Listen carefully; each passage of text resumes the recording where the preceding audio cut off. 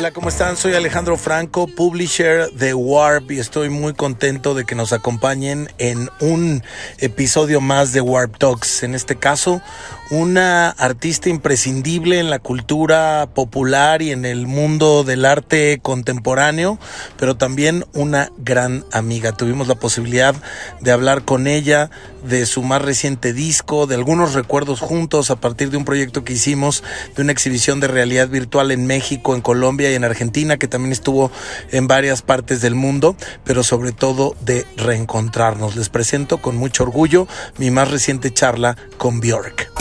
¿Y tú por qué haces arte? En Warp Talks escucharás a grandes artistas de todos los ámbitos. Músicos, actores, escritores, escultores, directores y creadores. Y conocerás la razón por la que se dedican a las industrias creativas. Bienvenido a Warp Talks, una producción de Warp Podcasts. Björk, remember me? I'm Alejandro from Mexico, from WARP. Oh, okay. I didn't. Oh, of course. Yeah. I didn't connect. I just saw your name now over the Zoom. Now you're connecting dots. I'm connecting the dots. It was like I just got a big email with 100 names, so I wasn't like looking at each one. How are you doing? Yeah. Just great. Working after the pandemic, it was really tough, but now things are getting better and working a lot. We're still with WARP. I'm very happy to hear from you. And how has it been for you? Really good. I guess I feel almost guilty saying it, but I had a wonderful pandemic. I think both, the timing was perfect for me because I had sort of finished the tour, so I could just start writing. I think it was more difficult for people who were just releasing an album and then the pandemic happened. There were some friends of mine like that, and it was really difficult for them. So I could, just for 2 years, just be at home and write. So it was good. It was actually good to get no interruption. And also we were kind of lucky in Iceland. I think a lot of islands are like this, it was easy to close our border with the pandemic. It was in the rules that everybody took tests at the airport, all the airplanes that came here, every single person, and then they had to isolate for 5 days and take a second test, and then you could hang out with them. So, which was a hassle, but the good thing was that the lifestyle in Iceland, we stayed the same. There wasn't so much change. We could keep all the restaurants open and everybody could socialize and pretty much, there were some limitations in some moments, but we tried to keep a limit to how many people you were seeing regularly, but I live on a beach, so I could go for a walk on the beach every day, and so yeah, it was actually a really great time for me. I can imagine. And how was it for you? I mean, you were at the beach, probably you were doing some writing or doing some even production for this new album. How was it for you, like a regular day? And which was the perspective that you guys have from the rest of the world? Like, of course, other islands or specific countries had a similar situation as you, but how was your vision of the rest of the world? Like in an regular point of view, like someone that is living something in a way, but that other people are like kind of struggling, or they are like trying to get used to something that probably for a place like Ireland will be more regular.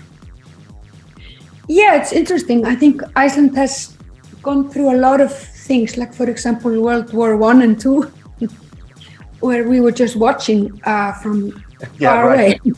So there are a lot of the sort of big traumas or pandemics that have happened or wars, or we've sort of just been far away. And it's interesting from an island point of view, things like this. But then, of course, we also, it was complicated. Like my daughter, for example, was finishing school, graduating in a school in Brooklyn on Zoom from Iceland, and people were like, everybody were crying on the Zooms a few times a day because they knew someone who had died, and it was just insane. And to take in all the grief, and then of course Black Lives Matter happened as well. Came sort of partly because of the pandemic, I think, because people were reacting stronger online because they were stuck at home. So yes, of course, I was watching all of that closely, and it was very interesting time. And we had a moment here in Iceland too, which I'm sure everywhere around the world, we were inspired by Black Lives Matter too. Just to highlight racial issues in your own country, so there are not many people here in Iceland who live here that are not Icelandic. They have not been treated fairly. The number is going up, and I think it's now like around 15% of Icelanders are not born here, and they are often not offered jobs and I actually, when I got together the orchestra for this album, I was actually inspired in a very long, far-fetched way from Black Lives Matter, because I got the 10-piece orchestra were like a lot of them were colored or Icelandic people who are of foreign origin, because I think sometimes when I was getting musicians in Iceland, I would just, I need flute players, and then you just end up just asking the people who are Icelandic, so it was actually good to look into your own, to learn and to become a better person in the pandemic, in this way too. And obviously the whole world was following the pandemic online and on Zoom and all the issues that came up with Black Lives Matter and Me Too, and a lot of issues that probably got more focus because of the pandemic. I think there are two powerful subjects on the table that you just mentioned. Of course, Me Too and Black Lives Matter. And I think, of course, it's about to tell the world that we have been very unfair in several situations with violence and with discrimination and a lot of really bad stuff. But this moment, what happened through the pandemic, before the pandemic, even with the Me Too movement, I think also is a manifestation of consciousness. Like the consciousness has reached more people in several issues. I don't know if things already changed. I'm very happy to hear what you just did with the orchestra for the album.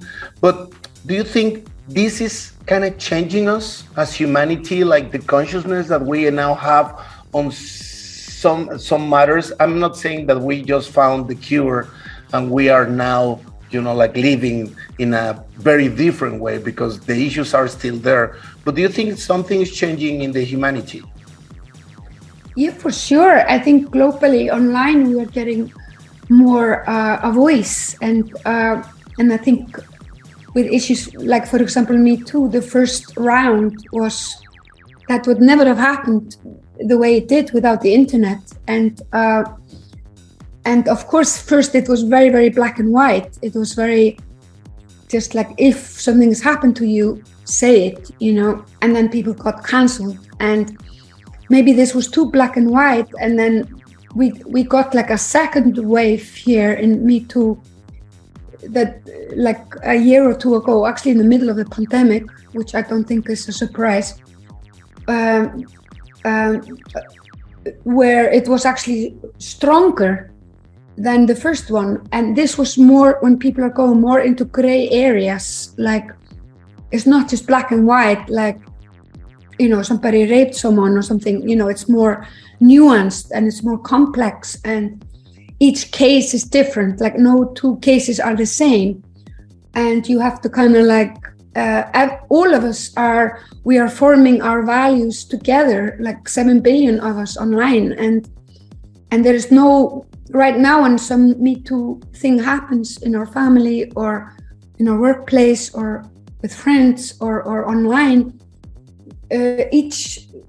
every single one is different, and we have to kind of all value, kind of have 20 details, like, yeah, it was like this, but it was like here. And so the complexity has entered, which is always, you just want to go, oh, I can't handle complexity, that's too much for me. But I think now it's almost like Me Too has become like admin.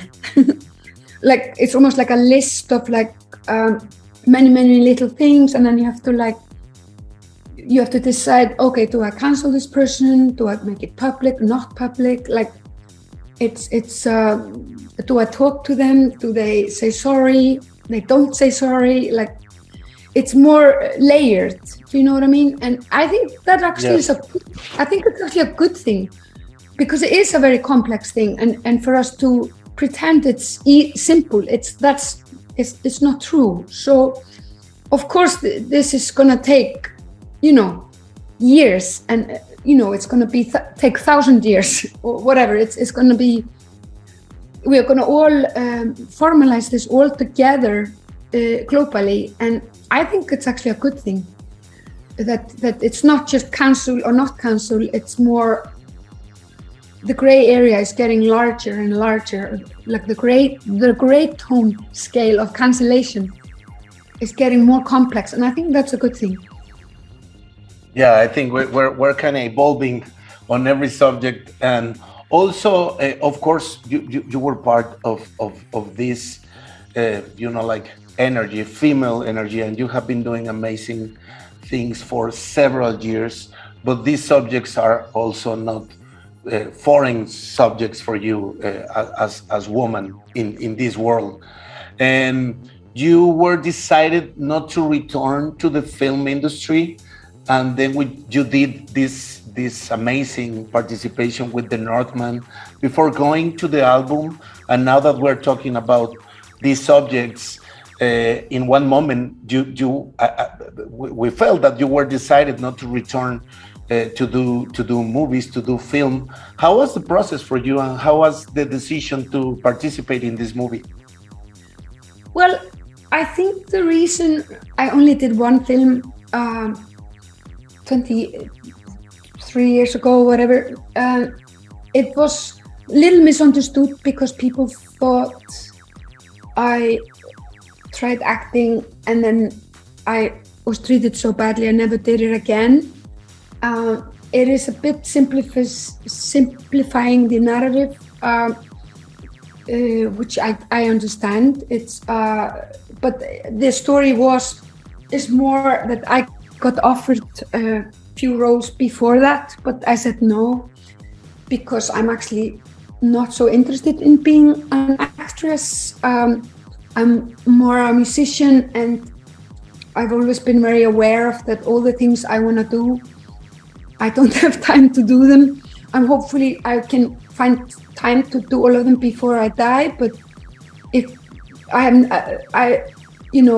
maybe only half of them, but definitely not if I also do films. But I think it was more like because my music was already in the film Dancer in the Dark 23 years ago. And then the director asked me again and again, like, you should be in it, and I was proposing other people for him that were better at acting, and then in the end I made an exception because my music was in it. Then it made sense that I would be the one who represents it, and then after that I was just really happy that I didn't have to do that again. But I don't want to brag, but I have last 20 years gotten some offers, also like big Hollywood moments and all kind of stuff like this. But I just know it's not me. I'm very flattered, but it's just, I love so much being inside a song or be in a music situation and collaborating with musicians, and everything I do is obviously music related, even though I do a lot of visuals. It's always when you do VR or whatever apps or videos, everything I've done, even my photos are always connected with the songs I'm making. That's the beginning point. So I did Northman more as a favor to my friend Sean, who is a friend of mine. He's an author, Icelandic author, since I was 16 years old. And through my life, I've asked him a few times if he would assist me on my projects, and he always dropped everything and helped me.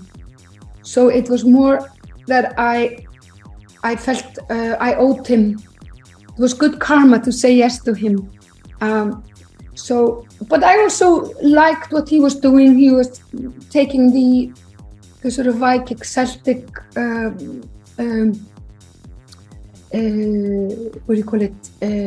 ancestry, and giving it some complexity.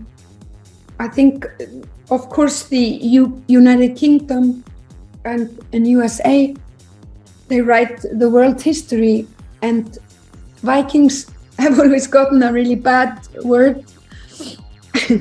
I think maybe because they were the only ones who stopped the English 1,000 years ago.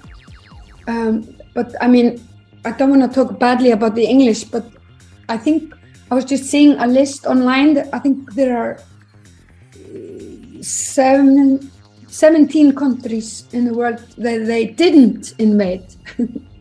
I think the English, how many countries did they invade? Like, it's like 100 and something countries that the British. Yeah. So it's kind of strong coming from them that the Vikings are violent, but I think it's just because they were the only one who stopped them. But the Vikings, it was quite, I mean, at that time, all cultures were quite violent, and in a way, the people who escaped to Iceland from Norway, they were escaping violence, from the kings, and they were like formed the first parliament in Iceland in the year 930. So Iceland has weirdly always been been very anti-authority and very anti-violence. And actually now, 1,000 years later, we are a nation with no army. So, wow. And almost no violence, like in the street. We have like one murder a year or something, not even that. So it's, I was kind of interested in Sean, my friend, writing the story and getting someone like Robert Eggert, who's the director, which I know he would do the research with a more quality than sort of the average Hollywood people that have been doing. I think this subject is also amazing because we're talking about the perspectives of the people that they wrote the history, as you said. And it's about the colonization also. All these colonies that went all around the world. It happened here also in Mexico and North America and Central America and South America, the whole continent. And they were saying that the ancestral people from these amazing places, they were violent. And of course, there were like violent people or violent nations inside land. But I mean, violent is the act that they did for so many decades, and so like so strong when they destroy a lot of things of culture. And it's crazy how we are also awakening on that matter. We're trying to tell the stories from a different perspective, and we're also honoring our ancestral roots. That I think is really, really important also to put that on the table with all those matters that we already talked about. Absolutely, I agree with you. It's very strong coming from like Christopher Columbus, like the violence he and his team caused to the North Americas and middle America, and then it's kind of strong from him or these people saying that the people they attacked and took land from, and that they are violent. It's like, what, or calling them savages or whatever. It's kind of ridiculous. So yeah, actually, sorry to go off the subject matter, but it's fun talking to you. I actually read this beautiful book called Braiding Sweetgrass. I don't know if you've heard about it. I read about it, but I haven't read it yet. Tell me more. Yeah, it's actually the author, she reads it on audiobook so you can hear her own voice, but she's American native, North American, and she also studied to the top in Boston, like botanical science, and then she's talking about plants. So it's actually the story of plants. Each chapter is a different plant. And she's actually laughing about it, that when the Christopher Columbus came to North America and he said, oh, there were just savages there that haven't reached yet the agricultural stage. Come on, imagine that. And she was saying this is ridiculous because all her mothers, ancestral mothers, they had like it was so beautiful. They have like a belt around their waist. Mm-hmm. And in the belt they had seeds of, I think it was they call it the Three Sisters. I don't know if that's also in Mexico, but it's the Three Sisters, and they have all the stories in mythology about the Three Sisters. And the Three Sisters are corn, beans, and squash. Of course. And they would have the seeds in their pouch on the belt, and then when they would enter a new area, because of course they were traveling from area to area depending on the season, and then they would take the seeds and throw them over a good hill, and then they would just wait for a few months, and then it was so perfect because first the corn will grow. And then a little bit later, the beans will come, but the corn will shelter the beans. And then the squash will come later. And you didn't have to take care of anything. It just all took care of themselves. And then from this, you have both protein, carbohydrates, and vegetables. All the nutrients you need. And she was, and Robin Wall Kimmerer, this author of this book, Braiding Sweetgrass, she was saying it's so funny that Christopher Columbus and their people, they thought just because the American natives they met didn't have agriculture in straight lines, they thought, oh no, that's not agriculture, so it's just very narrow-minded how they would look at the people they were meeting. Yeah, totally. I mean, the agriculture in the way the ancestral people from this part of the world worked, it was actually the structure, the base for the society and the things that they did. And they were great scientists also, and they were like observing the stars and the universe. The calendars, the Aztec and the Mayan that are almost the same one, those calendars, you need to adjust them every 9,000 years instead of what we use every day. And those calendars, you could use them in Mars, and our calendar that we use regularly, we just can use it on Earth. So it's crazy how how they try to tell a different story. Probably they didn't get it from the beginning, but after that they knew what like the power that these cultures had, and then they decided to destroy it and to tell another story and to put the religion on the first line.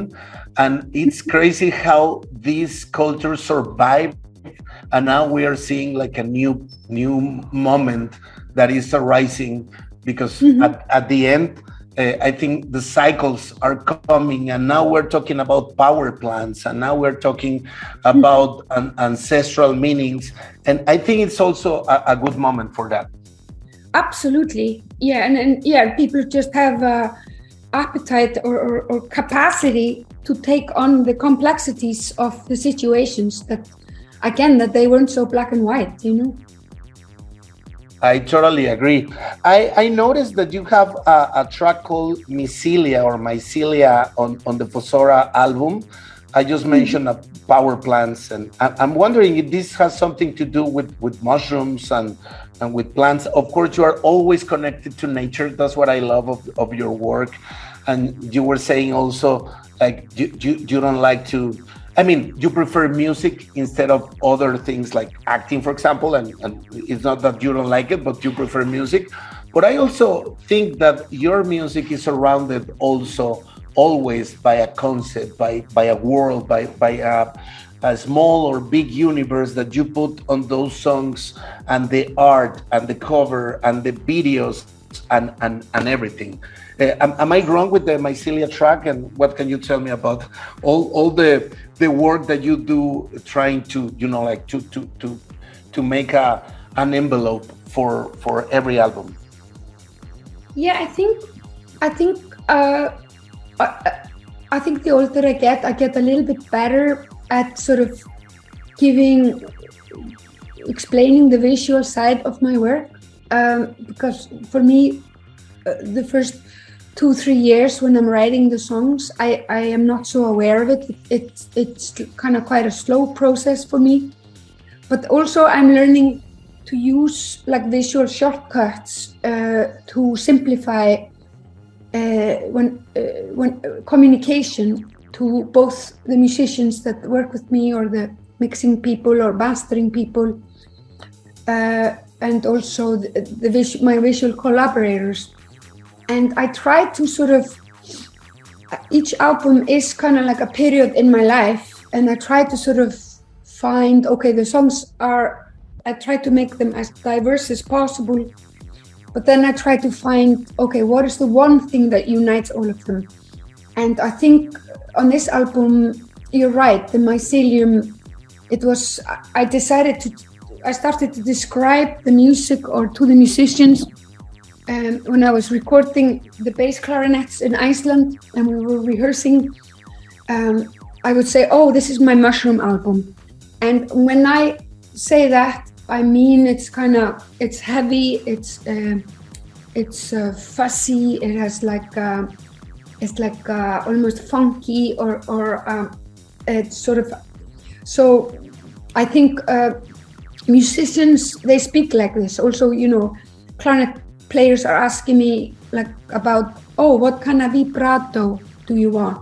And I'm like, okay. And then I say, I was actually imagining like a jazz club in Samaland, which is in North Scandinavia, in like 2050. So it sort of, and they will go, okay, we get it. It's not too romantic and it's not too flat, like or just like no vibrato. It's in the middle. So I think already musicians, they speak this kind of language to describe things. But I think I think also because my last album was called Utopia, and the reason why I call it Utopia was that it was kind of about idealism or about the sound world was like I called it sci-fi island in the sky, and it was a lot of flutes and element air. And when I worked with Alejandra, we were using synthesizers that sounded like air. So it was very on purpose, with no bottom end or bass or bass lines or no groundedness. It was floating in the sky.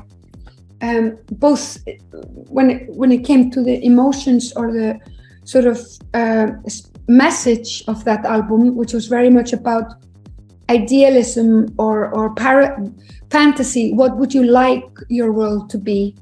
Which is, I think, is very important to go to this place. But then for me, Fossora, my new album, is more about not what my life is. So I think with Utopia, my last album, like we had, for example, Manifesto playing from Greta Thunberg when we were playing live, and it was the whole album was kind of about manifesto or idealism, like what would you want the world to be, both in my personal life, but also on a universal environmental way, and thinking about things like the Paris Climate Accord, which when people look at that list, it looks like we will never reach this, but it's important still to make a list and have a utopian goal, even though you only reach half of it. But this album for me, my new album, is about, okay, now I'm gonna take this list or these utopian ideas, and I'm gonna live inside it, and I'm gonna live in it day to day. I'm gonna move into utopia, and I'm gonna have coffee with my friends and conversation and have a normal life and go walk to the shop and get drunk and party and, do the sort of day-to-day things that you normally do. So for me, in the last 5 years, and also in COVID, of course, for the 2 years of COVID, I was very happy to be here in Iceland with my friends and my close, and I felt like almost like I was digging myself into the ground with sort of mycelium and mushroom and shooting roots into the earth, and it was almost like a very grounded situation, very happy but very grounded, and also this kind of feeling that I think we all went through in COVID, when we were, we were stuck in our homes or for a long time, and then we kind of discovered like, oh, I actually have amazing friends, and I have a amazing local restaurant, and amazing artists, amazing musicians, or we were like rediscovering like our family or our close, everything that was close to us, that maybe we have most of the things we need. We don't have to be always traveling around the world to look for everything. And so for me, when you talk about mycelium or mushrooms, it's also, sorry, this is very far-fetched, Alejandro, but it's also about, it's also about digging your feet into the ground and this kind of, yes, I like this groundedness. I like my close friends. I like my close family, my loved ones who are close to me. And just like, oh, let's make a club in my living room. Oh, let's make a restaurant in my living room. Why don't you do a stand-up show in my living room? Like this kind of energy, which we all were doing, and just enjoying that sort of groundedness, I love that you mentioned the word grounded, because I was about to tell you, like, I feel like probably as you are telling me and what I have heard also in the album, this is your album when you take this, like the utopia, to something like in the regular lives, and I think it's grounded. It's about the earth, about connect, and about like living the reality, because sometimes we were like very distracted with a lot of things, and now we are realizing that we also have a life, and we need to value a lot of things that we took it for granted. The name of the album, I have read about it. It's something like related with this, right? I would love to, from your own words, to explain to me the significance or the meaning of the name of the album. Yes, it took me a long time to find a title, but for me, this word is in the masculine, it means the one who is digging into the earth, but like the digger, it sounds weird, but it's like the feminine of that. But of course, we use this word most, like for example, fossil. You know, people who find fossil and or fossilized, or animals that dig into the earth, for example, like lizards or mammals. They are called fossorial animals, who have like this claw that they can dig into the earth with. I think for me, it kind of seemed to unify both this happy feeling that I was describing to you, that I could just be in Iceland for 2 years and really, really enjoy just relaxing with my close family, and sort of almost grounding yourself into the soil. But then of course there are 2 songs on the album about my mother. She passed away 3 years ago. So it is also about, you know, the maybe more a sad, morbid side of digging into the earth, which is saying goodbye to our ancestors or goodbye to a parent, which is something we probably all have to go through. Well, we all have to go through it sometimes in our lifetime. So this was like a new subject matter for me, of course, which was very surprising. But I feel this title Fossora, it seemed to be also both the one who is nesting into the ground with their loved ones in a very happy way and enjoying all the mushrooms growing in the ground, but also you are digging into the ground and preparing the ritual to say goodbye to your to a parent.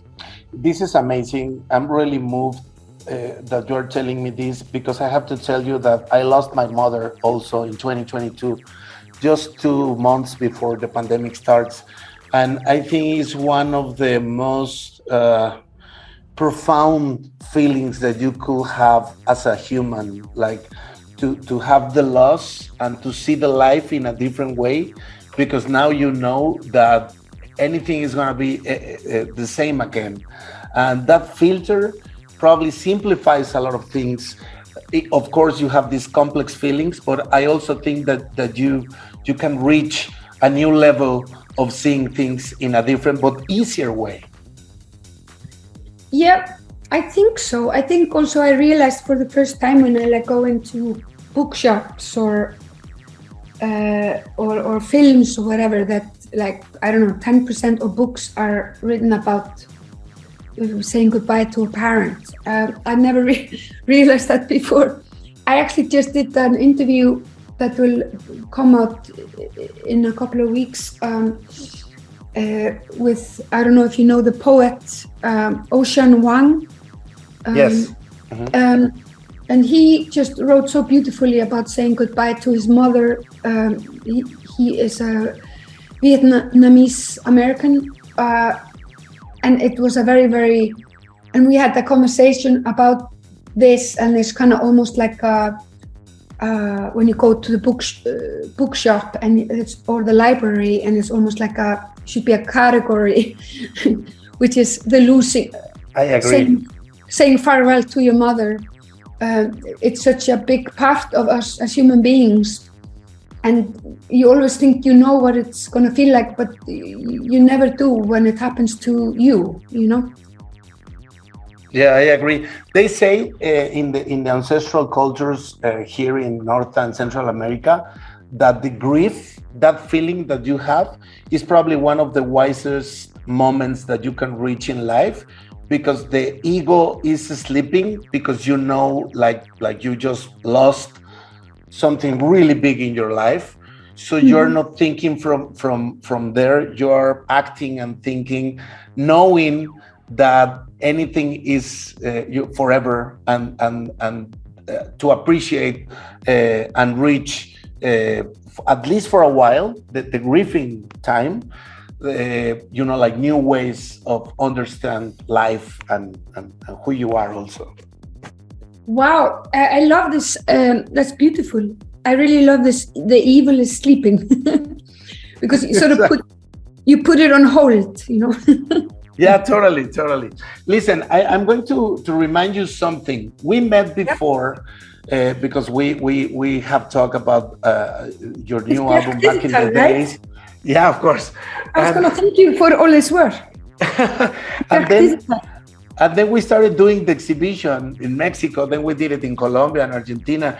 But when we met, like physically, when we had the chance not to talk through the phone or whatever, but actually to meet in person, it was the backstage of a festival in Mexico called Ceremonia.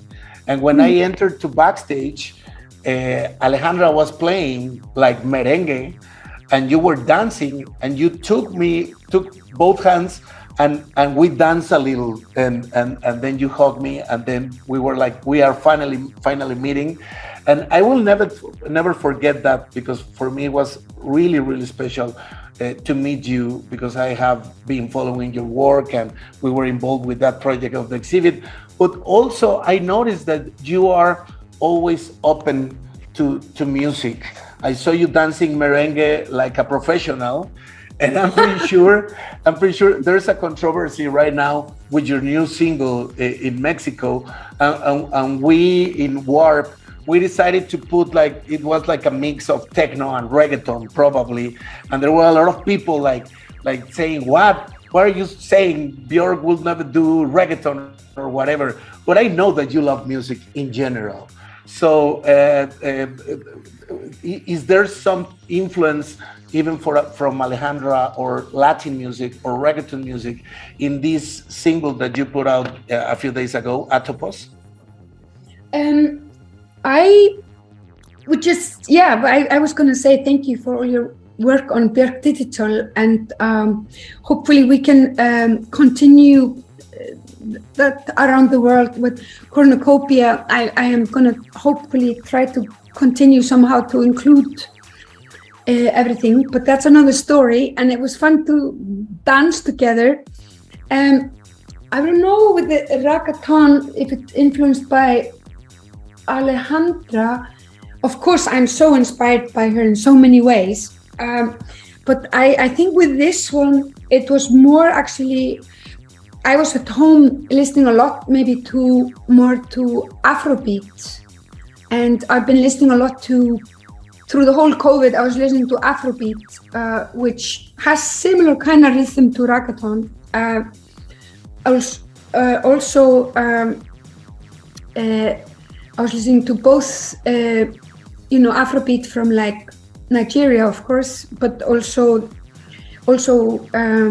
East African music from Uganda and like Bamba Pana and this kind of stuff. I think this is kind of more what was inspiring. I mean, the reggaeton beat that is in both Ovil and Atopos is actually programmed by me, and I'm not really a good programmer. It was kind of more, there was a moment where I was going to go to Barcelona and work with Alejandra, or she was going to come to Iceland and work with me, but COVID kind of stopped all that. But I think it was also a good moment for both of us to, because we chat a lot online and we are very supportive sisters to each other's work. But maybe it was good to go, it was time to go different directions. So I think we both felt very healthy about this. But I think with the reggaeton beat, I think I would have to say, when I was doing biophilia, I actually was for a whole year in Puerto Rico. And then this was the year when they invented reggaeton. And this was for me, amazing time. We were going a lot clubbing in San Juan, and it was very exciting time. But so, I mean, reggaeton has sort of been in my life a long time, but I think the patterns on Fossora, if I am going to be truthful to you, Alejandro, and put my hand on my heart, I think the reggaeton beats in there are programmed by me, and they are more inspired by Afrobeat, because it's the same sort of, same kind of pattern. Yeah, totally. The structure is very similar. Yeah, but I'm just not a really good programmer. Well, you did a great job. Also, it will be probably my last question. I noticed that like the machines are there. This is not the first time in your music, but I noticed also some techno vibes. Some, probably it's because this is a grounded album. Like really put our feet on the floor, on the soil. But tell me about that process, finding the sounds. You have used a lot of technology in your music, and now you are programming yourself, and I think that's great. But tell me more about the sound, like the specific, probably techno vibes that we can find in Fossora. Well, I think for me, I've sort of kind of made my beats for a long time, but very often what I will do, for example, with Vulnicura, I kind of put like very basic beats, just, okay, here's where the bass drum is, here's where the snare is, maybe I will not decide on the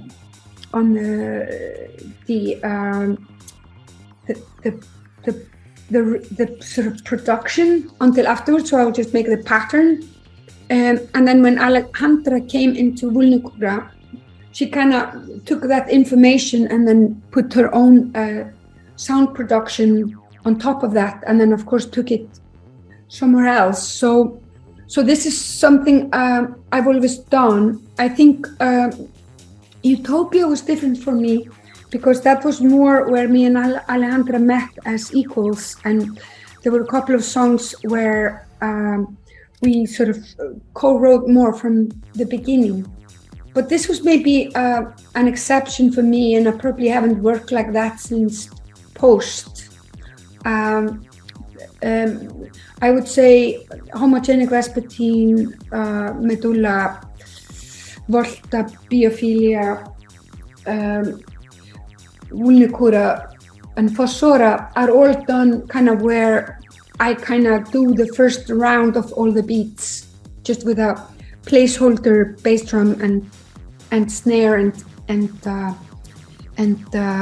tom-tom or something, and then later we replace the sound design. But I think what was very, with each album, I feel like it has a different BPM, and for me it became very apparent after I've written most of Fossora that it was very like inspired, of course, by the pandemic in the sense that we were all sort of sitting at home and we were working at home, and then we were like inviting our friends over for dinner or cooking, pretending our home was a restaurant, and then we would like put like crazy. I would listen to like gabber, mostly from East Africa, from Uganda, and we would like dance like crazy people for 1 hour, and then we'd just sit down and have another. So we wouldn't even go to the club. We were sort of having like a gabber moment in our living room. So I think how this turned up on my album is that you have many of the songs are quite calm and quiet for the first like 4 minutes, and then suddenly the last minute the beat goes double, or like it goes from like 90 BPM to like 180, which is basically the BPM of gabber. But there were several gabber people who do that sort of. It's obviously footwork of people like Jalen from Chicago and this area, and obviously like Pampa Pana from Uganda, but also like gabber modus operandi, who I invited. Cass, his name is Cass, who makes the beats for gabber modus operandi. So I was listening to a lot of this kind of like, either I would listen to very, very calm music, and then I would just it would be a moment where it goes double speed. So this is kind of different to, obviously very different to when you have like a house beat where you are 120 the whole time. So and then the production, I just wanted it to be earthy. I actually, in the end, because I couldn't hang out with Cas from Indonesia because of COVID. So in the end, he sent me some beats, and I actually edited them. So I edited all the beats on the album, and I picked them. He gave me a lot of beats, and I would just choose, beat 7, I'm going to put that in song 8, and beat 9, I'm going to put that in song 2. And then I would like edit them into the songs.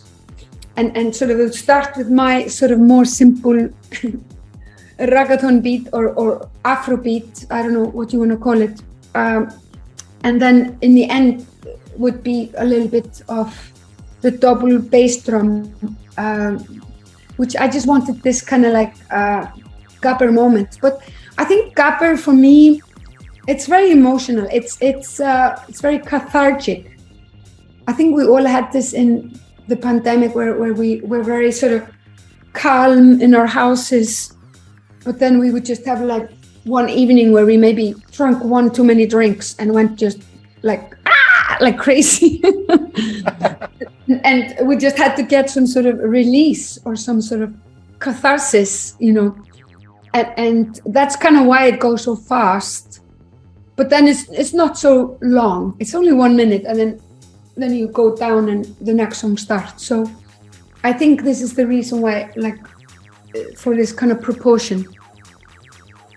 Does that make sense? That have happened. No, totally. That have happened also here in this house. Yeah. I totally get it. Time is up, but I'm really happy to talk to you again. I'm really happy to see your collaborations, to see James T. Mary also working with you very, very closely. And I really want to thank you for this time. It's good to have you back with this amazing new album, and I hope to see you soon.